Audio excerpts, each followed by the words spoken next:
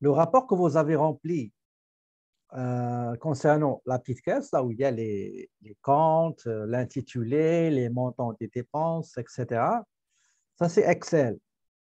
Et généralement, avec le logiciel, vous allez voir, je vais partager avec vous comment ça se présente.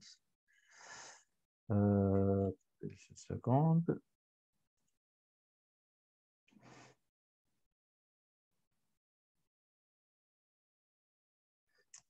Regardez ici. Attendez, qu'est-ce que c'est que ça? Voilà. Ça, c'est le journal général. Vous voyez? Donc, le journal général de toutes les transactions passées par la petite caisse, à commencer par la création de la petite caisse. Vous voyez? Donc, ça, c'est le journal général. Et vous avez ici les numéros des journaux ou bien de la transaction. Loyer payé ici, les déplacements, vous voyez. Donc, il suffit juste de commencer par la première étape qui est la journalisation, la saisie des écritures dans le journal général. Vous voyez, donc tout ça, c'est par ordre chronologique.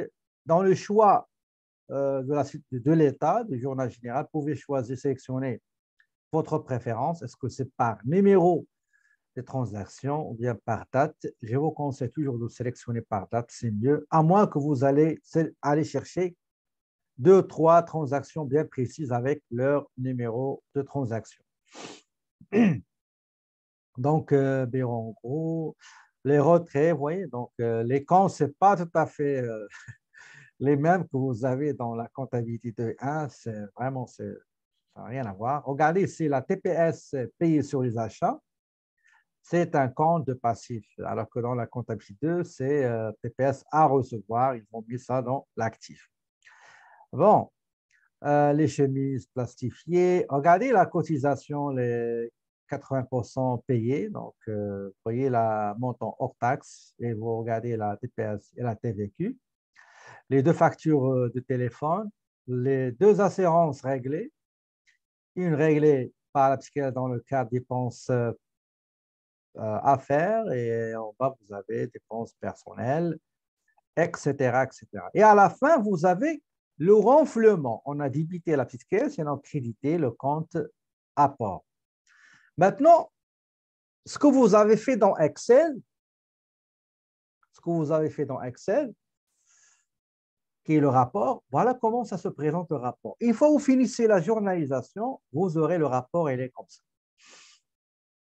D'accord? Donc, vous avez le numéro de compte de la petite caisse, vous avez les dates des transactions, vous avez la description, ou bien commentaire, ou bien l'intitulé, ou bien labelé. Normalement, le terme correctement à utiliser, c'est le labelé. Labelé, ça veut dire une description concernant, si on lit le labelé ou labelé, ben on va savoir de quoi s'agit-il.